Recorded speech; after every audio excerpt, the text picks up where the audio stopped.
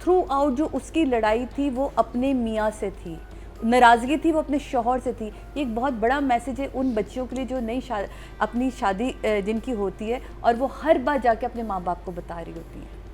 और आप लोग ये भूल जाते हैं कि आपने जो अपने शौहर की रिस्पेक्ट बनानी है वो सिर्फ आपकी नज़र में नहीं बननी, वो आपकी फैमिली की नज़र में भी बननी तो अब तुम है। देखो ना, अगर उसको स्टोर में सबके सामने थप्पड़ मार रही है और यही ऑपोजिट सीन होता कि मुझे डिजू को थप्पड़ मारता, तो हम इस वक्त क्या शोर मचा रहे होते। वहाँ गलत डिजू था। और वो उसने सबके उसकी वर्क प्लेस पे जाके तो उसी का तो दुख था ना उसे। She slapped him. No, it's wrong. आप लेकिन कैसे कर सकते हैं? मियाँ बीवी में आप क्यों वायलेंस दिखाएंगे? मियाँ मारते हैं तो हम लोग जज्बाती हो जाते हैं, आए देखो क्या ड्रामे में दिखा रहे हैं, बीवी मार रही है मियाँ को, ठीक है। तो उसने जॉब क्यों छोड़ी? देखिए दोनों के उसने बताया कि वो भी उसने इतना दिल पे लिया कि उसने वो जगह की जॉब छोड़ी। वो कहता है यार उस जगह उसने मेरी बेइज्जती हुई है, मैंने वो जॉब छोड़ी, जिसका मुझे बकायदा डीजू को एक धचका लगता है जब अनवर आके बताते ना कि बाजी भाभी उसने तो जॉब भी छोड़ दिया। डीजू को गलती का एहसास होता है, वो मनाने जाती है। आई बिलीव सीरियल्स में हमें थप्पड़ नहीं दिखाने चाहिए। हाँ, मियां बीवी ना बीवी मियां, कोई थप्पड़ नहीं। आप धक्का दिखा दें, आप गुस्सा दिखा दें, लेकिन थप्पड़ पे प्लीज। बड़ा अच्छा लगता, ये बड़ा अच्छा था कि आप धक्का दे के चली जाती और वो बड़ा अच्छा था। थप्पड़ की जगह ये बेहतर चॉइस थी। लेकिन ओवरऑल अगर इन दोनों के काम पे बात करें तो कोई जगह इन्होंने शुरू से अब तक ऐसी नहीं दी हमें इस पर हम कहें कि यार ये क्यों किया तुमने। मतलब जहाँ डायलॉग डिलीवरी है, जहाँ हंसना है, जहाँ नाचना है, जहाँ आपके उस घर में शिफ्ट होना है कि अच्छा चलो ठीक है अब इसमें भी रह लेते हैं, और वो इतने प्यार से एक ईच एंड एवरीथिंग। मतलब जो नाश्ते वाले सीक्वेंस था इतना मुझे पसंद आया था कि एक नाश्ता आता है, दूसरा नाश्ता आता है, वो कहती हम तो एक नाश्ता नहीं, हमें पास तो इतने सारे नाश्ते आए चले जाए। वो इतने मज़े मज़े की चीज़ें, और फिर उन डायलॉग्स को दोबारा रीजनरेट करा। वो जैसे जो कहती है ना, कौन से वो उसमें बोलती कौन से पाए थे, कहा गया फीके के पाए लेकर आऊँगी मैं।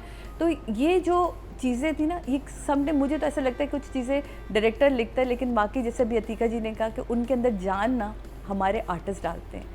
इस पूरे ड्रामे में कोई कैरेक्टर ऐसा नहीं जिसको आप कहें कि यार ये क्यों था।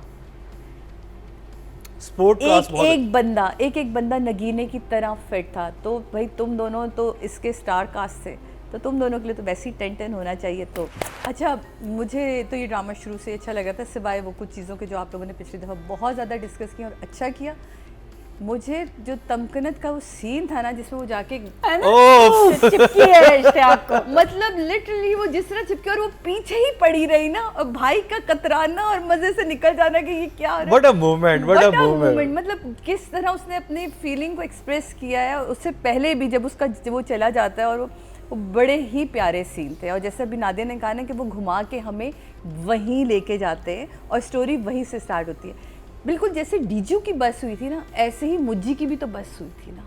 अब मुज्जी को जो तस्वीर देखी गई या जो भी, ये कोई भी एक नॉर्मल इंसान देखे इसको ना, हम हमेशा जैसे पांचों उंगलियां बराबर नहीं होती, एक घर में 5 बहन भाई हो तो वो एक जैसे नहीं होते, तो सबके मिजाज एक जैसे नहीं होते। इसलिए डीजू को या मुझे को आप लोगों ने ये नहीं देखना कि ये गलत या सही, इससे अपने मिजाजों को ठीक करना है कि यार हमारी लाइफ में अगर ऐसा कुछ चल रहा है तो शायद ये नज़रिया भी हो सकता है, हम अपने आप को इस तरह बदल सकते हैं। ड्रामों का मकसद ये होता है कि आपकी ज़िंदगी में अगर ऐसी कोई सिचुएशन चल रही है तो उसको इस नज़र से भी देखें। जब हम ड्रामा बनाते हैं तो हम अपने डायरेक्टर से या राइटर से पूछते थे कि यार इसका मकसद तो बताएं, ये जो आपने स्टोरी लिखी है इसका। तो यकीन माने कि मुझे आज भी याद है कि पीटीवी के रिहर्सल रूम में हमें पूरा ब्रीफिंग जो मिलती थी वो ये होती थी कि इसका मकसद ये कि अगर होने वाले की ज़िंदगी में ऐसी कोई सिचुएशन चल रही है तो वो इससे कम से कम रिलेट करके किसी बेहतर नतीजे तक जा सकता है।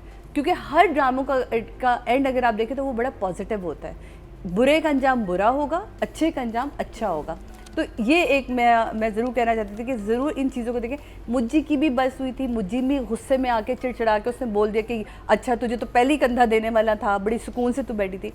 बहुत सही बनता है, क्योंकि मोहब्बत की शादी में जहाँ शक आता है ना, वहाँ औरत सब कुछ बर्दाश्त कर सकती है, शक नहीं बर्दाश्त करती।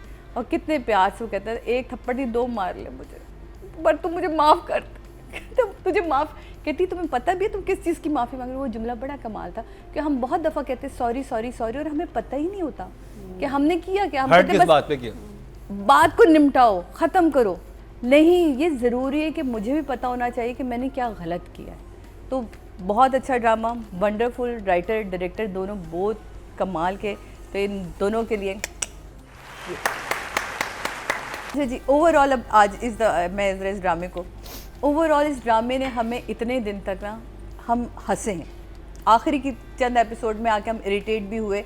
वो हमें पक्का पता था कि ये हमारे डायरेक्टर का फोटे ही नहीं है, उसका मिजाज का हिस्सा नहीं था, इसलिए वो हमें चीज़ें बड़ी अलग से दिखाई दी। अगर ये वो डायरेक्टर के मिजाज का हिस्सा होती तो वो बड़े मज़े से इसको भी संभाल जाते, शायद वो भी चिड़चिड़ के कर रहे होंगे। तो अब इससे हट के अगर हम ये देखें, आउटडोर शूट करना सबसे मुश्किल काम है। जितना इसमें आउटडोर शूट हुआ है इन आखिरी की 2 एपिसोड में, 3-4 एपिसोड में, बहुत ज़्यादा। मतलब कभी उस फ्लैट में जा रहे हैं, कभी कोर्ट में आ रहे हैं, कभी माँ बाप के घर जा रहे हैं, कभी अपने कज़न से वो मिल रही है, कभी कहीं, मतलब कुछ ना कुछ चला जा रहा है आउटडोर के हवाले से। तो मुझे वो बड़ा अच्छा लगा कि आउटडोर को संभालना बड़ा मुश्किल काम होता है। कोर्ट के सीन मुझे बहुत पसंद आए, इतना ज़्यादा, और कोर्ट में इतना ही झमघट्टा होता है भाई। जज साहिबा कितनी अच्छी थी, और वो कमाल के आर्टिस्ट भी है, बड़ी अच्छी आर्टिस्ट है वो, और बहुत ही कमाल के आर्टिस्ट हैं। और सबसे जो इसका पावरफुल मैसेजेस, इसमें कोई कैरेक्टर ऐसा नहीं था जो अपना मैसेज ना दे के गया हो, चाहे वो कुकी ही क्यों ना हो। कुकी तक ने रियलाइज़ कर लिया कि यार मैं तो ये तुम दोनों को देना चाहती थी, पर अकेले को नहीं मैं देना, मैंने तो ये कमरा तुम दोनों के लिए रखा था। ठीक, तो कुकी को भी वो था कि यार हमने हमारी तरफ से हुई तो है ज्यादती बहन के साथ। तो ये जो छोटी छोटी सी चीज़ें थी ना, बड़ा मज़े का। बाप की एक्टिंग, मैं तो आपकी फ़ैन हो गई हूँ, क्या प्यारा आप बोलते हुए इतना प्यारा नहीं कभी लगा। इस तरह इस हकलाहट के साथ बोलना और क्लैरिटी ऑफ वर्ड, वो जहाँ आपको हकलाना था, जहाँ आपको जुमले अदा करने, कमाल। तो आपके लिए तो वैसे ही 10 नंबर थे, क्योंकि इसमें ये डायरेक्टर का काम होता है, ये डायरेक्टर के ज़िम्मे में आती सबकी एक्टिंग, सबकी चीज़ें। वरना कोई भी ऊपर, कोई बहुत लाउड हो सकता था, कोई नीचे हो सकता था। सबा फैसल की खामोशी कितनी खूबसूरत थी, कहाँ वो कितना बोल रही, कहाँ उनकी बीमारी के बाद उनका खामोश होना, जो खामोश एहतजाज था ना अपनी बेटी के साथ। और वो क्या प्यारे सीन थे, अम्मा वो चली गई है, अब समझा करे, अभी अब दवा खा ले, मुझे भी तो मुँह में ठोस देती थी। कितना अच्छा जुमला था, जब मैं बीमार थी तब आपको अपनी बेटी चाहिए थी ना, तो अब मुझे मेरी माँ चाहिए। क्या प्यारी लाइन है कि हम रिश्तों में ऐसे ही होते हैं, और वो खाती है फिर वो दवा। वो कितना खूबसूरत सीन जब वो कहते हैं कि हमारा 40% इंक्रीमेंट मिल रहा है सबको, सारे यूँ थे, कितनी ताली ताली 40% मिल रहा है, तो सबको यकीन आता है कि ओह अच्छा 40% मिल रहा है। बहुत अच्छा, क्योंकि हमारे जो प्राइवेट स्कूल जो गली मोहल्लों में खोले हुए, उनमें टीचर्स को बहुत कम सैलरी मिलती है।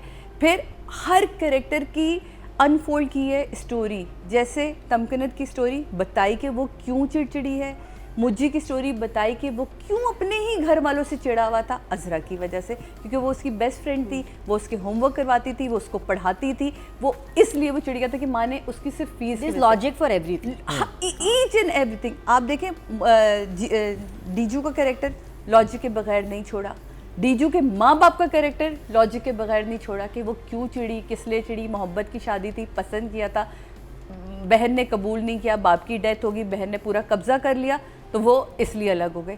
तो कोई एक चीज़ ऐसी नहीं थी जो हम कहें कि यार क्यों। इवन हिचकी भाई क्या कमाल लगा, और वो जुमला कितना कमाल था अनवर भाई का, जब वो कहते हैं तुम्हें समझ क्यों नहीं आ रही, मैं तो तुम लोगों के साथ खड़ा हूँ। और वो वाकई साथ खड़ा था। अगर वो देखें जब कोर्ट रूम से निकलता है तो कहता है वैसे भाभी आप कुछ सोचे तो सही ना, ऐसा भी कुछ क्या बुरा किया, वो तो निकलवाना चाह रहा था ना कि क्या ऐसा बुरा किया जो आप तलाक तक आ गई। लेकिन गवाही दी अगेंस्ट, हाँ अगेंस्ट, वो तभी तो कहता है मैं अगेंस्ट गवाही दूंगा। ठीक ही थी वो कुछ गलत बात नहीं से बोली, बात उसने कुछ नहीं की। हाँ वो गवाही बहुत फनी थी, बड़ी फनी गवाही थी। जो कहूँगा सच कहूँगा, नशे में तो ये पड़ा ही रहता है, इसको तो पता ही नहीं होता, तो हाथ क्या उठाना इस बेचारे ने। तो और वो बहुत ही सबसे ब्यूटीफुल सीन था इश्तियाक की वापसी, और तमकनत की जो भाई से बात करते यूँ हुई है ना, और उसी ये में यूँ बाहर निकलती है, और वो अपने साले से मिलता है, और वो जो पीछे जाके गले लगी है, और उसने छोड़ा ही नहीं उसको, यूँ करके ये छोड़ा ही नहीं है। वो बेचारा वो शर्मिंदा होके माथे चला गया, वो चला गया। खाने के सीन तक ये चीज़ गई, माँ कहती तो फिर तुम वापस क्यों आ गए हो, कहता मैं इसकी वजह से आया हूँ, अपने साले की तरफ इशारा करके। फिर उसका खास ना कि माँ को तो अभी हमने बताया नहीं। ओवरऑल स्टोरी की जो बुनद थी इस राइटर के लिए, तो मैं हमेशा कहती हूँ उनको आप इंस्टीट्यूट खोलें ताकि हम जैसे लोग भी आएँ और कुछ सीखें। हमें बहुत शौक़ है लिखने का। सो जब और काशिफ निसार साहब, ईच एंड एवरी कैरेक्टर, जगह की लाइटिंग, कोई जगह ऐसी नहीं थी जिसको हम ये कह दें कि ये जगह आपने खाली जाने दी है।